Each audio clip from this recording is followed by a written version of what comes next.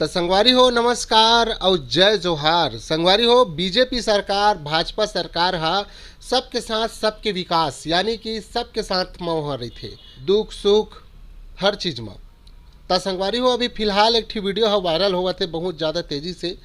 राष्ट्रीय अध्यक्ष जेपी नड्डा जो कि भाषण देवत रही से वही दौरान में एक जवान हा अचानक बेहोश होके गिर पड़ीस और गिर पड़ीस तो भाषण भी नहीं रोकीस। और जेपी नड्डा के साथ में जो महान नेता रहीन है कुर्सी में बैठे रहीन है वह उठ के भी ओखर पास में नहीं आइन कि का हो गए के पूछेला। संगवारी हो ये वीडियो बहुत ज़्यादा अभी सोशल मीडिया में तेज़ी से वायरल हुआ थे।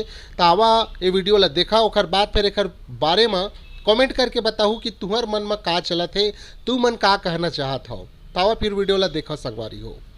बन रहे हैं इसके लिए आपको बहुत बहुत बधाई। आप सदा याद रखना कि आप इतिहास के पास में दर्ज हुए हो।